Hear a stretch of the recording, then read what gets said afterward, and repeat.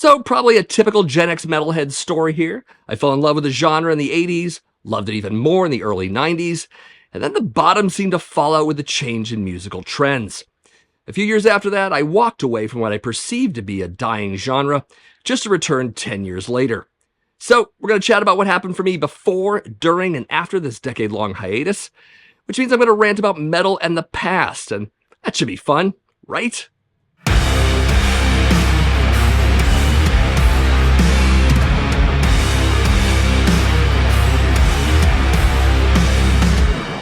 Reason 1 for why I left metal, the momentary declines of thrash and death metal.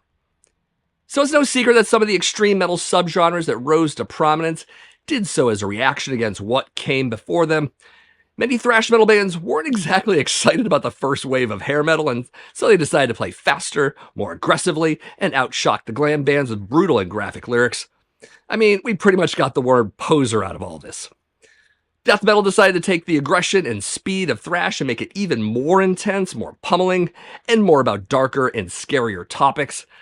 However, by the mid-1990s, there were a lot of thrash and death metal bands that stagnated, disbanded, or radically changed their sound to keep up with what was popular in that decade, namely alt metal, groove metal, and even some alternative rock dabbling.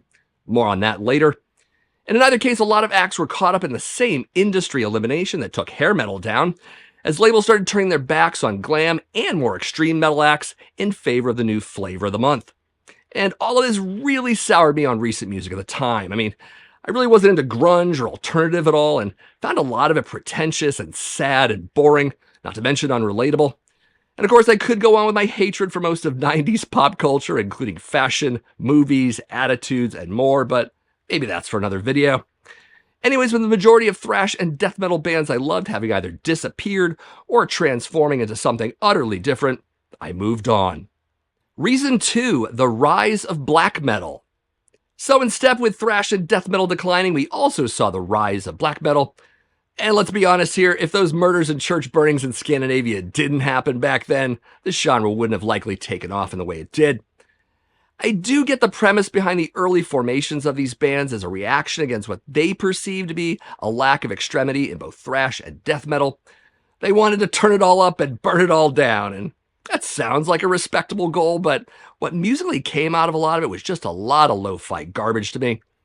I do remember being in college radio and listening to A Blaze in the Northern Sky because Peaceful had just shipped the disc out to college radio stations. I was hanging out in my office with a coworker at the time, and we just couldn't stop laughing at it. I mean, we could have imagined that anyone, even extreme metal fans, could possibly like this stuff, but sure enough, a few killings and a few fires later, and the genre strangely just took off. And yes, I know the genre has changed and evolved quite a bit over time, but since we are talking about the early days, it's relevant to my point, which is that I didn't find any appeal in early black metal, which in turn pushed me away from metal in general. I mean, I just assumed that this was the direction everything was going to go moving forward. So, I was out. Reason 3, bands I liked that chased modern trends I didn't like. So, bands had to do what they felt they had to do in order to survive the 1990s, and to some degree, I get it. But it didn't mean I was necessarily going to like it either. We saw this with Anthrax and those 3 post-Sound of White Noise albums they put out. Though you could make the case that it somewhat began on Sound of White Noise, much as I like that record. Also, Megadeth went to a more accessible metal sound, perhaps in part chasing after Metallica's Black Album a bit, which I feel Testament also attempted with The Ritual. Then, funny enough, Metallica themselves put out a few garbage albums that alienated me further from them. Voivod had pretty much become a progressive alt-rock band.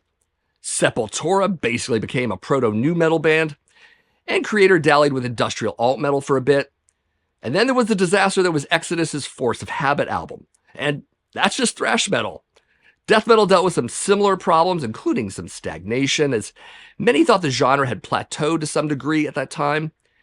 Even traditional metal bands like Iron Maiden and Judas Priest were beset with singer changes and style shifts that just didn't measure up to their glory days at all.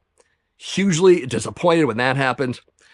And even the more mainstream metal and hard rock bands succumbed to the status quo with failed results, including Queensryche, Dokken, and Kiss, to name but a few.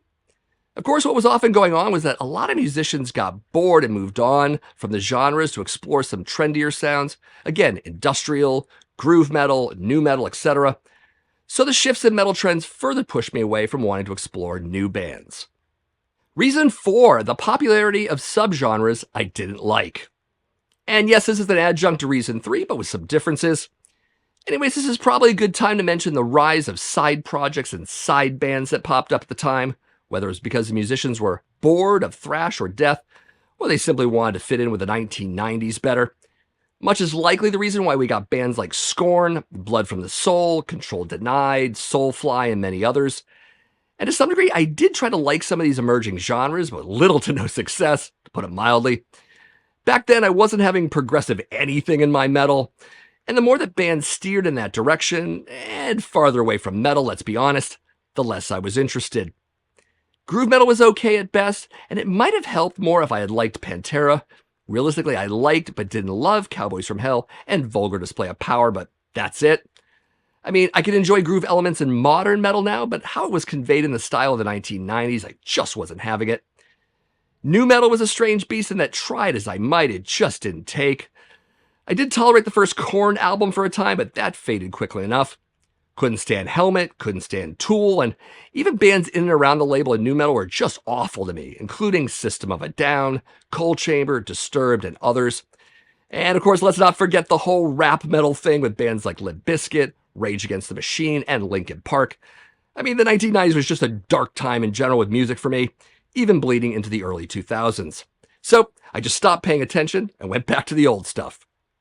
Reason 5, bands I liked had broken up. So at the time, there was no telling whether these bands would actually get back together again, so the assumption was this was it. So No More Death Angel, Violence, Exodus, Dark Angel, Coroner, Ex-Hoarder, Laz Rocket, Nasty Savage, and numerous others. It's crazy to think that some of these breakups have some link, even a tenuous one, to the fall of hair metal, with record labels and radio stations abandoning anything even remotely metal. It caused this weird black hole that sucked in not just the hair bands, but a lot of actual metal bands as well, which was hugely unfortunate. And when those support systems fall away from your band, you're often left with the decision to break up entirely. And even if other bands didn't break up, some changed their sound so profoundly, they may as well have broken up in my eyes. So this was just another nail in the coffin of my music discovery, and I wasn't too happy about it, just in case that wasn't entirely clear. So that's the basic tale of my departure, but of course there was a return. So here's how I came back from all of this, and in this order. Reason 1, legacy bands either reformed and or put out comeback albums. So by the mid-2000s, either band reformations or comeback albums were the chief reason why I came back to these bands, but also back to metal in general. This includes Tempo of the Damned by Exodus in 2004, The Formation of Damnation by Testament in 2008, The Art of Dying by Death Angel in 2004, Angel Retribution by Judas Priest in 2005, and many others. In the 2010s, I also started going back to shows as a result of these comebacks, and a lot of the opening acts definitely broadened my interest in more modern bands as well. It's funny to think that the whole metal discovery thing I experienced in the 1980s was actually being repeated in my life a few decades later. Who'd have thought? Reason 2, the rise of YouTube and music streaming services. Of course, I didn't just get back into legacy bands during this time. With the rise of YouTube and other services that bring music to the listener, I ended up finding a gateway to reconnect with the genre and discover new bands in the process. Believe it or not, my whole exposure to the metal community on this platform actually came a lot later, mostly in the late 2010s. But before that, I was exposed to similar content playing on other digital services, including cable and satellite TV. In 2008, that metal show premiered, and that helped to pull me back in, even if the acts were by and large either legacy or related to legacy acts.